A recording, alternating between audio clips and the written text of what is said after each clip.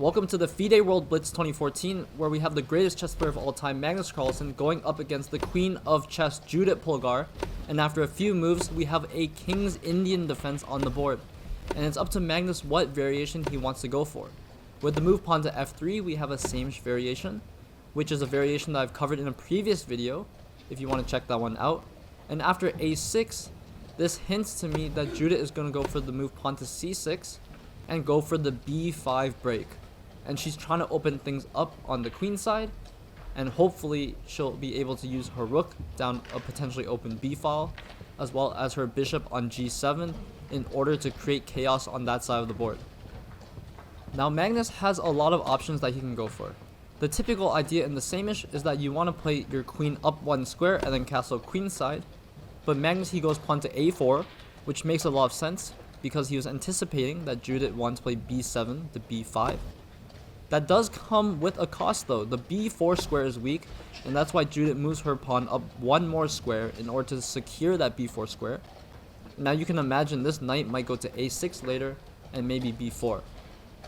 And if black can soften up the center with something like pawn to e5, and after a d5 push, the c5 square will also be up for grabs for black. Magnus, he decides to move the knight out to g3, and then make space for his bishop on e2. And this signals to me that he's going to castle kingside. Definitely a good idea after both sides have pushed their a-pawns on the queen side. Don't really want to castle that way. After queen to c7, this supports the e5 break. And now after d5, this c5 square that we talked about earlier is a bit tender. But Judit, she goes for the move pawn to h5. She doesn't care that her king is castled that way. She understands that this knight on g3 is ready to get kicked around. And so h5 signals that she's going to play h4.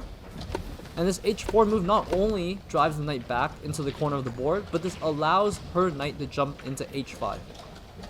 And now once this knight has moved away from the f6 square, black is also ready to play the move f7 to f5. The main point of this move pawn to f5, well, one, it would threaten the move pawn to f4, trapping the dark squared bishop on e3. But also, black is just trying to take space on the king side, and eventually, with all that space advantage, they can bring their pieces there and generate some sort of king side attack.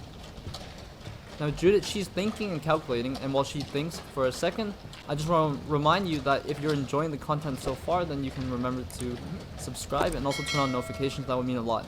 f5 is finally played by Judit, threatening f4 again to attack the dark squared bishop. So Magnus, he's going to have to make some space for this bishop pronto. And a few different ways he might do that is queen to c1. I don't really like that move so much because it's disconnecting the rooks. The other option is to move his knight on f2, either to d3 or d1. The most natural move is to go in closer towards the center. And so that would be d3, which he plays.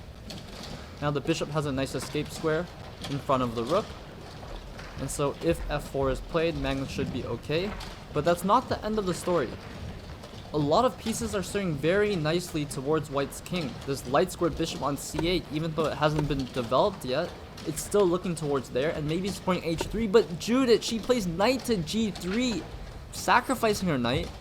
And now Magnus, he has to make sure that, is this knight takeable? Because if he takes on g3, and there's a few trades on g3, and black ends up with a pawn there, then maybe the pieces can come over and deliver checkmate down the h-file. So Magnus, he has to be very careful. First, he starts with rook to d1, making space for his king to run away, and also hinting that maybe he wants to take on c6 and open up the center of the board.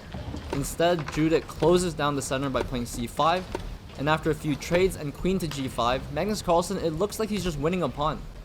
He gave the piece back, but yeah, a pawn's a pawn, and so Magnus should be pretty happy here.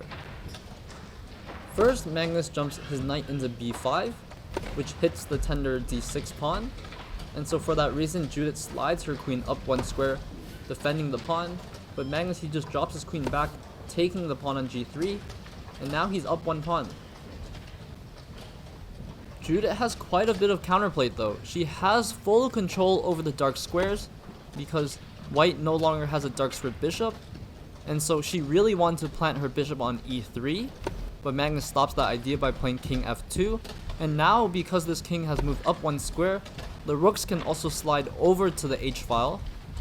And so for Judit, it looks like things are getting from bad to worse. But again, she does have control of the dark squares. And also, this bishop on e2 is not much better than a pawn. This bishop is stuck behind all these light squared pawns. And so, positionally, it seems like black has some counter chances. Now Magnus, he says he's up a pawn, so he's going to trade off the queens. Maybe he's going to stack up on the h file and make use of that. He also has the idea to take this knight on b4 at some point, because that knight isn't a pretty good square. But if you can replace that knight with a pawn, black would be really unhappy about that. And here's another reminder for you guys. Magnus Carlsen has this knight on b5, which is attacking the tender d6 square. And so for that reason, Judit, she feels the desperation and she goes bishop e3 check, king takes e3, and now knight c2. And she has won a rook for a bishop temporarily. But after king to c3, it looks like this knight in the corner is just trapped, and Magnus, he brings back his rook, attacking that trapped knight. And Judit, she sacrificed 2 pieces for a rook. Not a good trade. But she does have some counterplay. And that counterplay comes in the form of this h file. With 2 rooks on the board, surely she has all control over that side of the board. And so you can imagine she might bring her rook up to h6, and then the other rook over to h8, and trying to create some counter chances over there. Magnus, in the meantime, has expanded on the queen side, and maybe he wants to play knight b2, knight c4. That's a pretty nice idea. First, he starts by defending his g2 pawn. Judit is going after the pawn, but after she takes, Magnus has bishop to b5. And this rook is trapped. This rook has no squares, and for that reason, Judit resigns. If you enjoyed, you can check out more videos on my channel. Thank you.